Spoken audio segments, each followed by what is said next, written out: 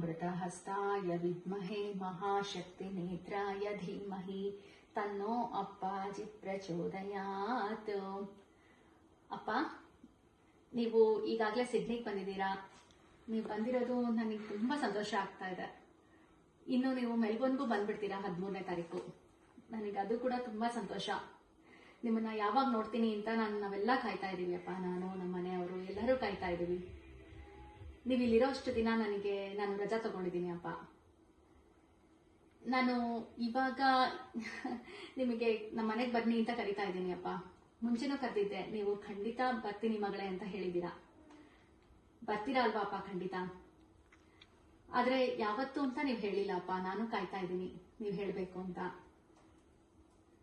ನಂದಿನಿ ಅಮ್ಮ ಹೇಳ್ತಾ ಇದ್ದಾರೆ 14 ಅಥವಾ 15 ನಿಮ್ಮ ಮನೆ ಕರ್ಕೊಂಡು ಬರ್ತೀನಿ ಅಂತ. ನೀವು ಹೇಳಿ ಅಪ್ಪ ಯಾವತ್ತು ಅಂತ. ನಾನಷ್ಟೇ ಅಲ್ಲ ಅಪ್ಪ, ನಾನು ನಮ್ಮ ಮನೆಯವ್ರು ಮಾತ್ರ ಅಷ್ಟೇ ಅಲ್ಲ, ನನ್ನ ಕೆಲವು ಸ್ನೇಹಿತರಿದ್ದಾರೆ ನನಗೆ. ಅವರೆಲ್ಲರೂ ಕೂಡ ನಿಮ್ಮನ್ನ ನೋಡ್ಬೇಕು ಅಂತ ತುಂಬಾನೇ ಆಸೆ ಪಡ್ತಾ ಇದ್ದಾರೆ. ನಮ್ಮ ಮನೆಗೆ ಬರಬೇಕು, ಯಾವತ್ತು ಬರ್ತಾರೆ ಅಪ್ಪಾಜಿ ಅಂತ ಎಲ್ಲರೂ ಕೇಳ್ತಾ ಇದ್ದಾರೆ. ವ್ಯವಸ್ಥೆ ದೃಷ್ಟಿಯಿಂದ ಅಷ್ಟೇ ನಾನು ನಿಮ್ಗೆ ಕೇಳ್ತಾ ಇದ್ದೀನಿ. ಖಂಡಿತ ನೀವು ನಮ್ಮ ಮನೆಗೆ ಬರಬೇಕು ಅಪ್ಪ. ಸಂತೋಷವಾಗಿ ಬರಬೇಕು.